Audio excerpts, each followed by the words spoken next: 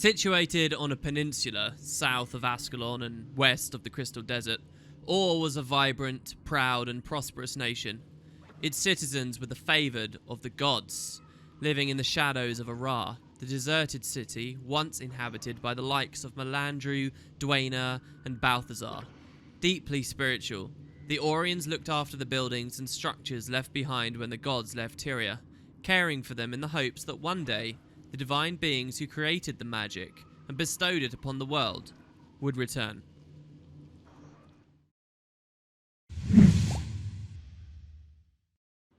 Alright guys, welcome. We actually have an event going here. Check it out. This is another meta, so this is really kind of funny.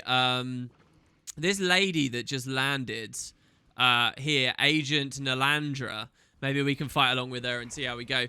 She actually is going to go on a huge quest out there, not to do with the temple I talked about last episode, and not to do with the general progression into Or, but something else. I never actually really planned to show it on the series, so it's kind of cool and kind of rare to see it starting here. This is really dangerous as well, because I've just started the episode, and what's going through my mind is I want to make sure that you guys can hear the game when the audio's on, and now there's just hordes of Risen that have attacked. I need to pull back. We do have lots of minions, which of course get stronger in life still more the longer I stay in Shrouds, so I'm just going to hide back here until the very last moment, then pull back through. But yeah, she wants to go off on that quest. Maybe we can help her out in a second. There's a Risen anti-aircraft gun that they've just created. If we break that, we should be able to help the packed forces in the area land some stuff down. Shall we see? I have to be honest, this is a very rare event for me. In the, usually when I find this event, it's like already progressed a bit, you know, she's deeper into Or. There you go, she's gonna stand up now. Even though it'll be a shame to miss out on an adventure, I'll probably need to stay behind to keep this area secure.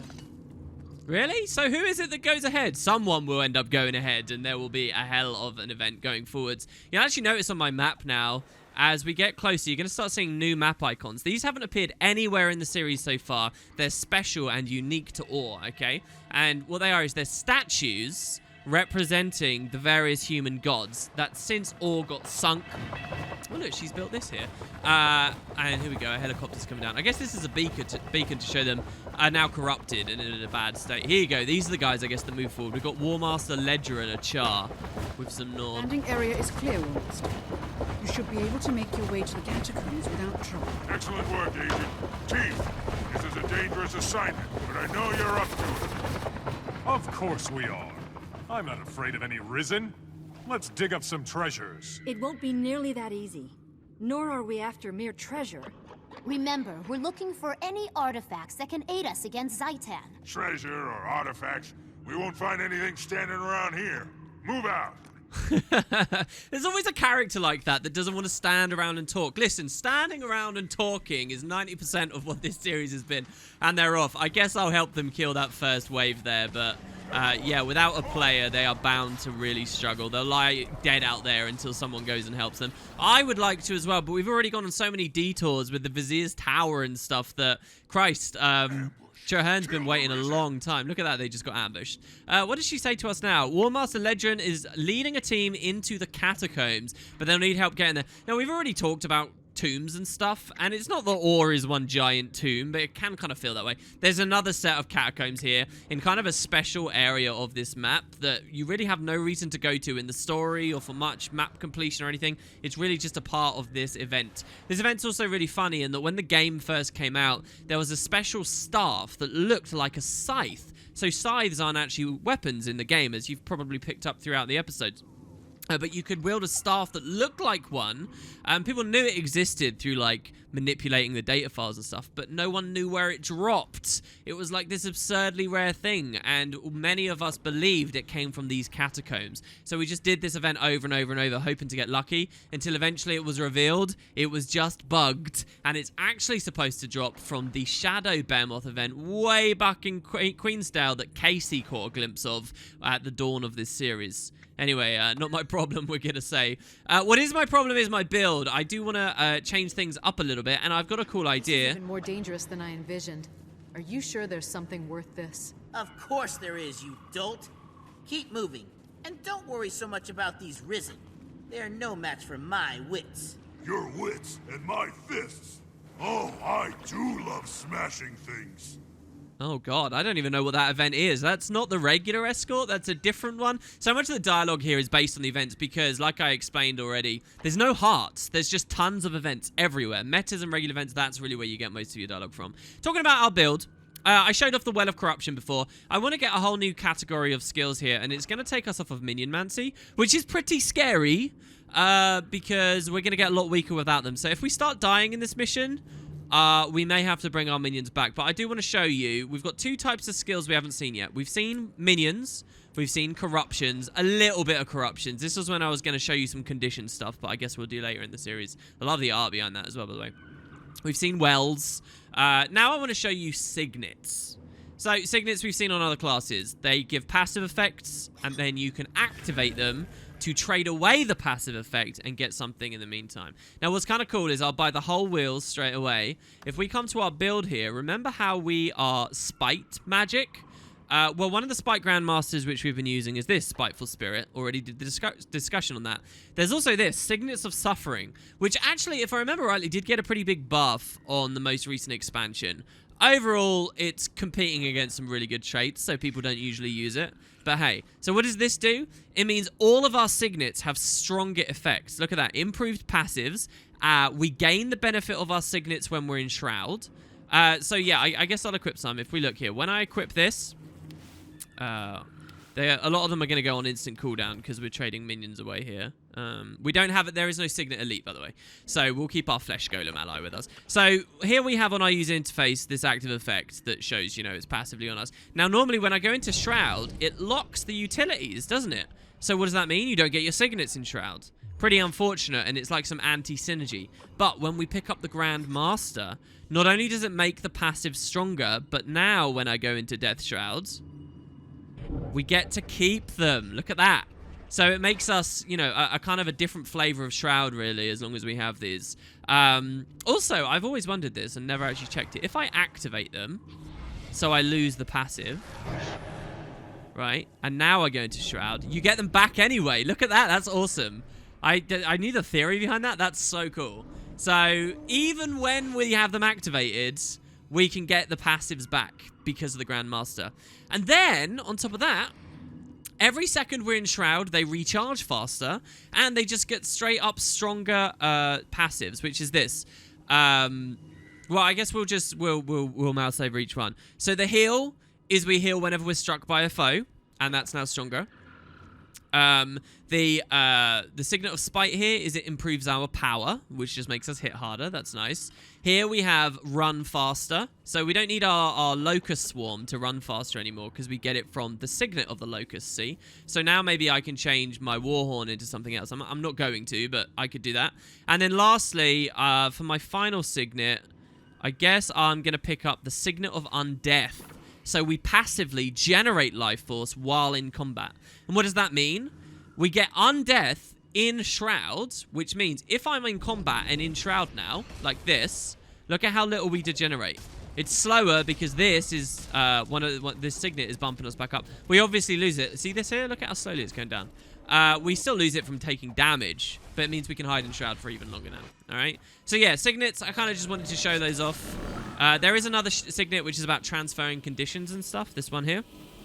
But I don't think we're going to get hit by many Signets, so I'm not going to use that. All right, all of that said, let's get on in through the Looking Glass. We're waiting for you, Zhaitan. And it's not been very long since the last episode, by the way. Oh, you can't see it anymore. But another special event just came to the game. This time to do with roller beetle racing. They're just piling them on. It's amazing. All right, so same swamp, but obviously all the spawns and things will have changed a bit. And we have the mirror. Ah, okay, so the mirror we went through once upon a time to come here. Not here, somewhere else in Ore, but we used it to transport to Ore. We know it was dangerous. We left it in safekeeping with the Pale Tree, who I guess has relinquished it to Zhaitan here. Who did we go with? Karis and Tegwin, and look who's with us now, Karis and Tegwin. We haven't seen them since before we joined the Derman. I don't know, after we joined the Derman Priory, we did meet them again, didn't we, in Bloodtide. This is cool, though. Hello, ladies. And all the starting dialogue's going to change here because of that. Welcome, Commander. You remember Valiant's Tegwin and Karis? They'll be assisting us with our mission. I remember them well. Does this mean we're using the Orient mirror to lure out the eyes of Zhaitan? Precisely. The mirror is powerful enough to warrant Zhaitan's attention, and that means the eyes will be drawn to it. Then we strike. We'll shut Zhaitan's eye for good. It's a solid plan, but still, I'm worried. The artifact is linked to ore, and our prey is in ore. What if the eye knows more about the mirror than we do? We'll have to take that risk. Stand ready, everyone. I feel Zhaitan's influence closing on us. Whatever draws near is deadly. Oh God. So there's like a suggestion there. There's multiple eyes too, right? We were only looking for one. It seems there is only one as well, by the way, even though the dialogue's a bit weird there. And here it is. Look at it. So it's actually a Risen holding an eye. I love that. I know I've pointed that every time, but... You cannot hide. You cannot surprise me. I see all. Zhaitan's gaze cannot be avoided. Your mirror belongs to the dragon. Soon, all will belong to the dragon. The mirror's responding to his commands. He's activating a portal. Attack! Stop him, or we'll have an entire Risen army out here. Oh God. All right. Okay, wait. They're all running in much faster. I still have my RP walk on. So we get a big fight, and yeah, there's a bunch of thralls and things. At least we can take it out. I mean, the plan sort of went without a hitch here. Interestingly as well, so we have the active effects on all our signets I can talk about. I don't want to overload you all with that, but one of them will let us revive. So if our allies die, I might be able to just pluck them back up, which will be really cool. I think it'll be very fun. This is a pretty epic fight, and look at that animation there. Look at this. It looks so good, like the mirror all broken up. But I guess they destroyed it. What a cool, powerful artifact. You will never defeat me. No good. It's drawing power from the mirror. Together you may be strong, but I will weaken you. Come, Zhaitan's army awaits to meet you. Oh God. Pulling us in. The mirror is blocking my magic. I can't stop him. I can blunt the effect, but...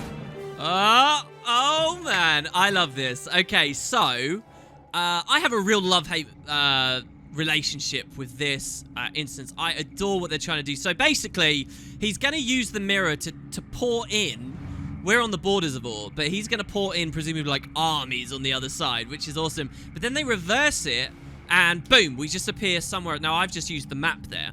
In the game more recently, sometimes the devs actually disable your mini-map and just completely, like, disorient you so you have no idea where you are. And this is basically what this instance is trying to do as well. And I love that, right? Like, the thought that, oh, God, guys, something happened with the magic. It was chaos in the fight, and then boom, we're here. And it's like, oh, God, where are we? We're alone. Look, where did Zhaitan go? Where did all of our allies go? And we're just in, like, a crypt somewhere out in ore. And it's a real shame that I can look at the map and see that, you know, we're just X, Y, you know, a little bit far away. But that's the kind of thing that Guild Wars, with as the story goes forward, will start getting a lot better at, you know, with the missions. I really love the idea, though. You know, it's such a dangerous place. We just get into grips of exploring it, and then we're just thrust out on our own. And I have more to praise as well in a second too. So yeah, let's take these down here. No chance really to speak to Karis or Tegwin just yet. They were there though. And yeah, some of that dialogue does change. If we'd never met them before, we'd get like some kind of quick little introduction to them. So yeah, let's talk about our heal. Our heal heals us as we're getting struck slowly over time, right? Like there, he attacked us and we actually got healed from it. But what we can do is activate it, and we put a debuff on our target. And what this means is as they get hit with sapping life, like it's like marking them for just like you drain their blood from them as you attack. And it's got so many stacks as well that if you do it to an enemy in a big Zerg, all your allies start life leeching as well. So that's great for all these minions and things, you know. We still do get minions, even though they're not on utilities except the flesh guy, because remember, we are running Death Nova as our Grandmaster. So all the little jagged horrors, they can trigger the signet. So that's kind of nice. Right, so where are we? Oh my God. Quick! That Savari needs help! Attack! And look at it, it's for Tokchak! It's the Skritt! So, let's move, and they say that's Silvari. They're actually talking about Tegwin over there. So, this is what's so cool about this instance. You're left alone, you're scrambling around, it's a fight for your life, you're really struggling, and then all of a sudden, who comes to save you? Some old friends you haven't met for ages. It's the Skritt. So, depending on who you help earlier in the story, it's not just faked. They actually do come back and have something relevant towards the end. Is for Tokchak. They did swear that they'd help us out in a time of need, and well, here it is. Depending on who you helped, changes the allies here and what they can do in combat. Old friend, glad to see you. Yes, yes. We patrol this stinky place, as ordered. Surprised to see you. Yes, yes. Stand back. You're crowding our commander. We don't even know you. In fact, I've never seen Skritt in the Pact before. Your problem. Yours, not mine. Joint pact. After Commander saved us, showed us we needed to join in against the dragons, huh? And we're glad to have you for Tokchak. There's an Eye of Zhaitan hunting us, and we'll need your support. Yes, we'll help. You lead. Together, we'll shut the big eye. Yes, then leave this stinky place fast. Fast. Oh, the Skritt are great, man. I don't even care that, you know, the lip sync or whatever in some of those cutscenes are kind of bad. It's awesome to hear him again. And yeah, I guess nobody else knows that the Skritt joined the pact. It is such a weird idea having Skritt in pact, isn't it? But check him out. Like, so this guy's a bottle thrower, and he's got all the bottles tied around his chest and a bottle backpack, which, by the way, I've always thought would be cool for players. This is one of the, like, little white ones. And then, where's Tokchak himself? Does he want to speak to us? It looks like he does say they're patrolling pretty heavily. Bad place, bad. Dirt, air, water, all poison. Stinks like dragon dookie. Move quick, leave quick. Yes, yes.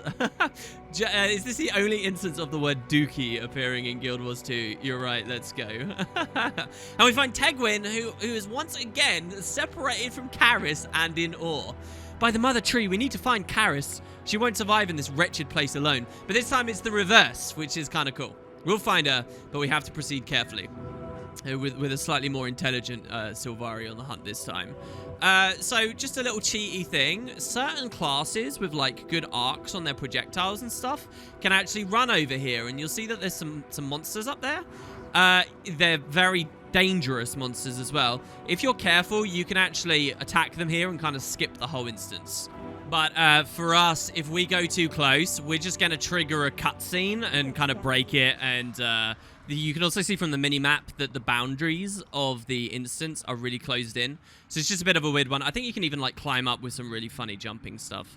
All right, so, yeah, let's just move on. The other thing you may have noticed, by the way, about the Skritt is they were throwing I mentioned that they have a bottle lobber, but they actually were environmental weapons that I could pick up. And so that's one of the things, you know, if we had a different lesser race, if Caraflower had instead chosen to help out, say, the Quaggan, I think was maybe one of her choice, the Quaggan here would, you know, be different strength allies. So let's move on. Now, you'll notice the category of Risen we're fighting now. The initial fight at the start, they were just kind of normal Risen, I think, or normal as far as we've seen them so far. We had like one Priory ally, one Whispers ally, one Vigil ally.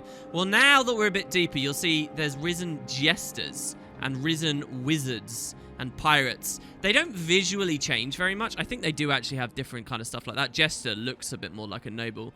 But the Orions we find here within Ore are now becoming some of the strongest that we will find. The closer we get to the Holy City, the more dangerous they'll get. But they have a new set of skills. So here, I'm just going to use some stuff and show you what they're starting to do. You got these bouncing attacks. They have weakness on them, so it won't be so bad. Here you can see a lightning strike came down. Here, this guy buffed his allies with protection and might. These rock slides are our Skritt. Here's a Skritt bottle. Let's pick it up, yeah? And if I like shank with it, do I? Ooh, here we got blown back. You'll see I'm taking a lot of damage, right, from these wizards. Some of them are teleporty as well. So this bit of the game that we're playing right now, I'm not making any exaggeration here. Several of you who watch lots of my stuff, not just the Let's Play, if you watch some of my streams and things where I do like quick and challenge runs of the playthrough, you'll know this.